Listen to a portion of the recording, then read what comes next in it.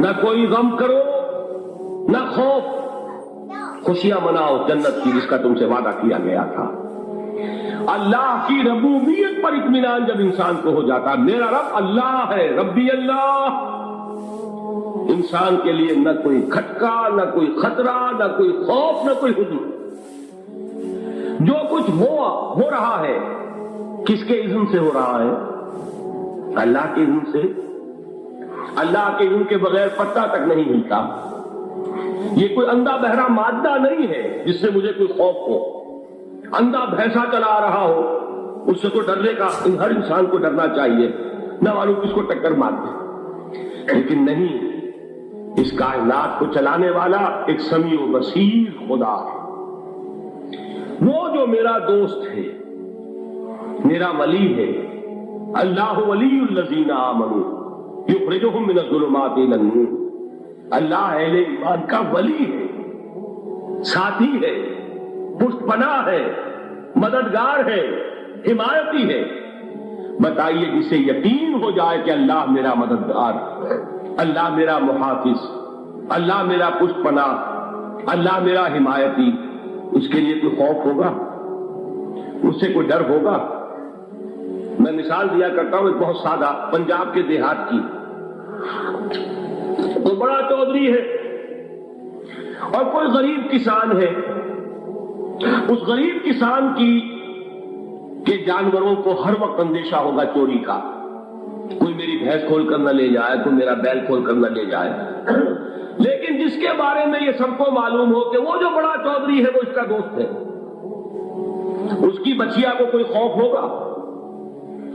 اس کی بھینس پر کوئی ہاتھ ڈالے گا؟ اسے کوئی اندیشہ ہوگا؟ نہیں۔ کیوں؟ کہ وہ بڑا چودھری، بڑا اس کا یہاں کا سردار، جاگیردار، سب کو معلوم ہے وہ میرا دوست ہے، کوئی میرے خلاف اقدام نہیں کر سکتا۔ اس دنیا میں یہ چھوٹی سی بات اگر آپ کے دلی اطمینان اور سکون کا باعث بن سکتی ہے تو ذرا تصور کیجئے۔ میں لفظ تصور استعمال کروں گا صرف اس لیے کہ اس کا ہم جس کو کہتے ہیں ادراک اور شعور کر نہیں سکتے، اگر کے ساتھ کر سکتے۔ اگر یقین ہو کہ اللہ میرا مددگار اور یقین ہو کہ اللہ ہر آن میرے ساتھ ہے، پھر کوئی خوف؟ کس کا خوف؟ کوئی شے اللہ سے بالا تر ہے؟ کوئی قوت اس سے زیادہ طاقتور ہے؟ کوئی اس کے ارادے کو بدلنے والا ہے؟ کوئی اس کی مشیت کے آڑے آنے والا ہے؟ یہی بات ہے جو حضور نے فرمائی، یہ ایمان کا حاصل ہے لب لباب،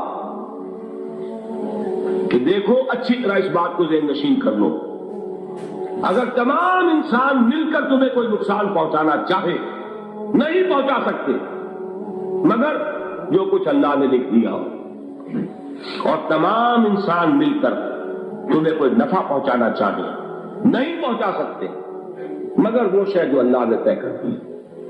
آپ پھر میں کہوں گا ذرا طاری کیجئے، اسے فرض کیجئے، اسے سوچئے، اگر اس حدیث پر ہمارا دل ٹھکا ہوا ہو تو کسی سے ڈر ہوگا؟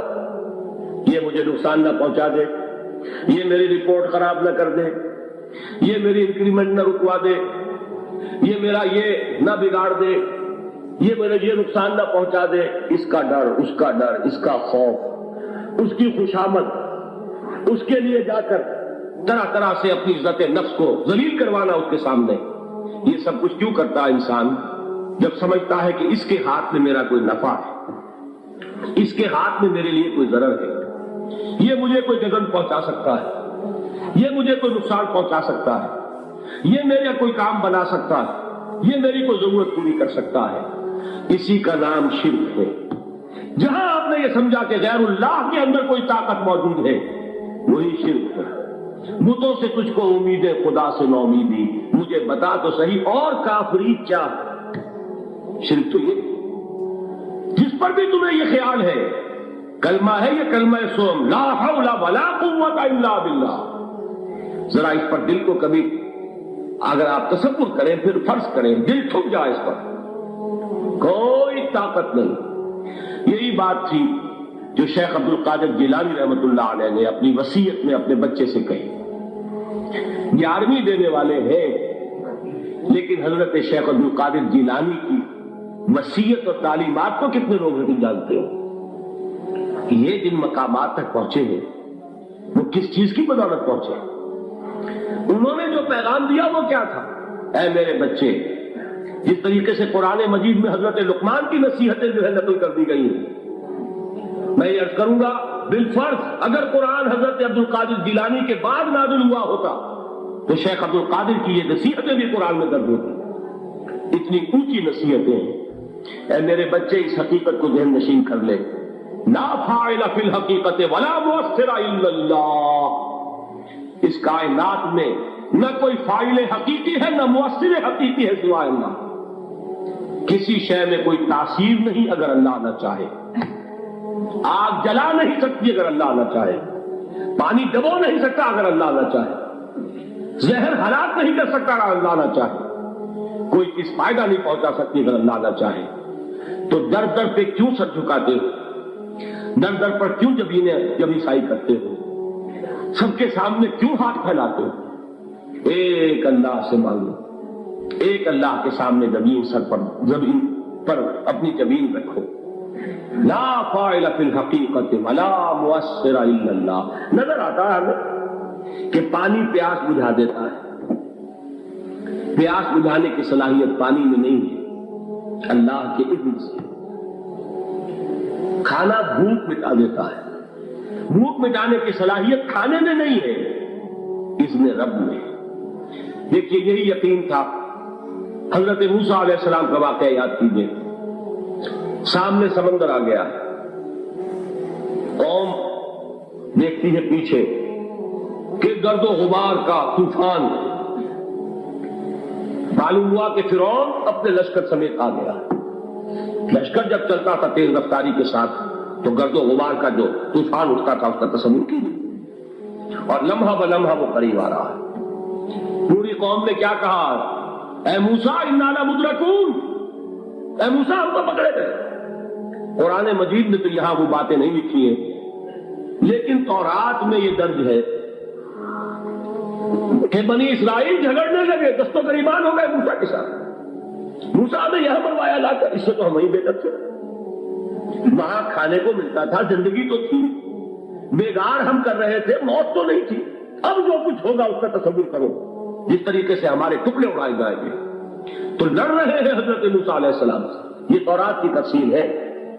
قرآن میں صرف اتنا آیا ہے، پریشان ہو کر انہوں نے کہا انا لمدرکون، موسیٰ ہم کو پکڑے گئے۔ اس وقت موسیٰ کا جواب کیا ہے؟ کلا ان معی ربی سیہدین، نہیں، میرے ساتھ میرا رب ہے، وہ راستہ دے گا۔ بتائیے کہاں راستہ نظر آ رہا ہے؟ یہ ہے ایمان بالغیب۔ راستہ نظر نہ آئے تب اللہ پر یقین ایمان ہے۔ جیب میں پیسے ہو اور تب دل کو اطمینان ہے تو ایمان کس پر ہوا؟ پیسے پر، اللہ پر نہیں۔ جب وسائل و ذرائع نہ ہو اور پھر یقین ہو کہ اللہ مسبب الاسباب ہے، وہ اسباب کا پابند نہیں ہے، وہ اسباب کا محتاج نہیں ہے، اسباب اس کے محتاج ہے۔ اگر یہ یقین ہے تو اللہ پر ایمان ہے، یہ نہیں ہے تو تمہارا ایمان اسباب پر ہے، وسائل پر ہے، ذرائع پر ہے، مادیات پر ہے، اللہ پر نہیں۔ اس وقت کہاں راستہ تھا؟ کوئی راستہ تھا؟ سمندر ہے اور ادھر سے لشکر آ گیا ہے۔ کلا ان معی ربی سیہدین۔ اب دیکھیے ایمان کہہ دینا آسان ہے، ہوا معکم اینما کنتم، جہاں کہیں بھی تم ہوتے ہو اللہ تمہارے ساتھ ہوتا ہے، لیکن اس کا یقین قائم ہو جائے تو زمین و آسمان کا فرق واقع ہو جائے۔ یہی بات ہوئی حضور کے ساتھ۔ غار ہے، چھپے ہوئے ہیں محمد رسول اللہ اور آپ کے وہ یار غار ابو بکر صدیق رضی اللہ تعالی عنہ۔ اقبال نے حضرت ابو بکر کی شان میں چند اشعار پیش کیے، لیکن واقعہ یہ ہے کہ بھاری بھاری نظموں پر اور قصیدوں پر بھاری، طویل ترین نظمیں اور قصیدے ہوں ان پر بھاری۔ ہمتیں ابو بکر کی ہمت جو ہے، کشت ملت را جو اب، جیسے بارش سے کھیتی بچتی ہے، ابو بکر کی ہمت اور عزیمت اس امت کو اسی طرح سینچنے والی ہے۔ ثانیے اسلام و غار و بدر و قبر، وہ دوسرے تھے اسلام میں، دوسرے پہلے کون تھے؟ انا اول المومنین، حضور فرماتے ہیں سب سے پہلا ایمان لانے والا میں، دوسرے ابو بکر۔ ویسے ہمارے ہاں یہ چلتا ہے اختلاف، حضرت علی پہلے ہے کہ حضرت ابو بکر پہلے ہے، لیکن اس میں بڑی خوبصورت تطبیق قائم کی ہے علماء نے، اور بہت صحیح ہے۔ چار کے بارے میں فیصلہ ہی مت کرو کہ کون پہلے، ان کی ایک عجیب تقسیم کرتی ہے۔ آزاد مردوں میں، بالغ مردوں میں سب سے پہلے ابو بکر، بچوں میں سب سے پہلے علی، خواتین میں سب سے پہلے خدیجہ، اور غلاموں میں سب سے پہلے زید بن حارثہ۔ بڑی پیاری تقسیم ہے، یہ چاروں ہی پہلے ہیں، ہر ایک کے لیے اولیت ہے۔ اور واقعہ یہ ہے کہ اگر زمانی اعتبار سے تعین ہوگا تو پہلے خدیجۃ الکبریٰ آئیں گی رضی اللہ تعالی عنہ، کسی اور سے بات کرنے کی نوبت بعد میں آ سکتی ہے، پہلے تو اہلیہ محترمہ سے بات ہوئی، آتے ہی پہلی وحی ہوئی ہے، ابھی تبلیغ کا حکم نہیں تھا۔ کس کو بتایا واقعہ؟ ابھی اپنی نبوت کی تبلیغ کا تو حکم ہی نہیں آیا، واقعہ کس کا ہے؟ وہ خدیجہ کا ہے۔ جب کہا ہے کہ خشیت علی نفسی، مجھے اپنی جان کا اندیشہ ہے، تو کیا جواب دیا خدیجہ نے رضی اللہ تعالی عنہا؟ وہ صدیقۃ الکبریٰ ہے، صدیقات جو ہے خواتین، ان میں چوٹی پر خدیجۃ الکبریٰ ہے رضی اللہ تعالی عنہا، اور صدیق جو مرد ہے ان میں صدیق اکبر ہے ابو بکر صدیق رضی اللہ تعالی عنہ، لیکن صدیقات میں چوٹی پر۔ جب حضور نے فرمایا خشیت علی نفسی، کیا فرمایا، کیا عرض کیا، کیسے تسلی دی؟ نہیں نہیں، اللہ آپ کو ضائع نہیں کرے گا، آپ غریبوں کے ہمدرد ہیں، آپ مساکین کے تکالیف رفع کرنے والے ہیں، آپ بیواؤں کی سرپرستی کرتے ہیں، آپ مسافروں کی خدمت کرتے ہیں، اللہ آپ کو ضائع نہیں کرے گا۔ یہ یقین ہے اس خاتون کے اندر۔ خیر وہ ایک علیحدہ بات ہو جائے گی۔ میرے دل پر حضرت خدیجہ رضی اللہ تعالیٰ عنہ کی شخصیت کا بڑا گہرا نقش، جو وہ کوئی اور ہی وقت اور موقع ہوا تو بیان ہوگا۔ بہرحال اقبال نے ایک مصرے میں جو چار اولیتیں جمع کر دی ہیں، ہمتیں کشت امت را چو ابر، ثانی اسلام و غار و بدر و قبر۔ اسلام میں حضور کے بعد پہلے کون؟ ابو بکر۔ غار میں حضور کے ساتھ کون؟ ابو بکر۔ اللہ کا رسول سربسجود، وہ جھاڑ، وہ گھاس پھوس کی جو جھوپڑی بنائی گئی تھی، اور وہاں تلوار ننگی لے کر پہرا دینے والا کون؟ ابو بکر۔ اور اس حجرہ عائشہ میں محمد کے بعد سب سے پہلے دفن ہونے والا کون؟ ابو بکر رضی اللہ تعالی عنہ صلی اللہ علیہ وسلم۔ وہ جو معاملہ میں سنا رہا تھا غار ثور کا، حضرت ابو بکر بھی حضور کے خیال سے لرز گئے ہیں۔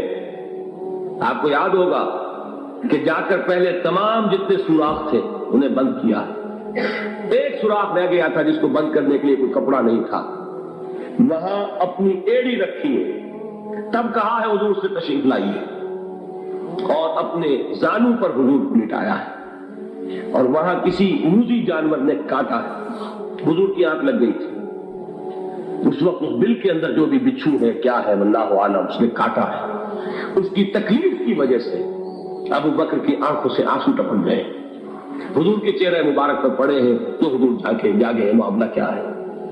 ایڑی نہیں ہٹائی وہاں سے، مبادا وہ جانور وہاں سے نکل کر محمد الرسول اللہ کو کوئی گدن پہنچا دے، ابو بکر کی ایڑی ہے، جس طرح چاہے کھا لے، ختم کر دے، جان نکل جائے تب کوئی یہاں سے آئے، محمد پر تو آئے، لیکن جیتے جی نہیں۔ وہ ہے ابو بکر۔ حضور کے خیال سے اس وقت حضور نے پھر اپنا لعاب دہن لگایا ہے، اور اس سے پھر آپ کی تکلیف ختم ہوئی۔ جیسے خیبر میں حضرت علی کی آنکھ دکھ رہی تھی، اس کو جو شفا حاصل ہوئی وہ بھی حضور کے لعاب دہن سے ہوئی۔ تو بہرحال اس وقت انہوں نے کہا ہے کہ اے نبی یا رسول اللہ، اگر اس وقت ان میں سے کسی نے غیر ارادی طور پر بھی اپنے قدموں کی طرف جھانک لیا تو پکڑے جائے، کیا جواب تھا اللہ کے رسول کا؟ لا تحزن ان اللہ معنا، اللہ ہمارے ساتھ ہے، کیوں گھبراتے ہو ابو بکر؟ یہ ہے ایمان باللہ، میرا مالک اللہ، میرا رازق اللہ، میرا محافظ اللہ، میرا مددگار اللہ، میرا پشت پناہ اللہ، میرا دوست اللہ۔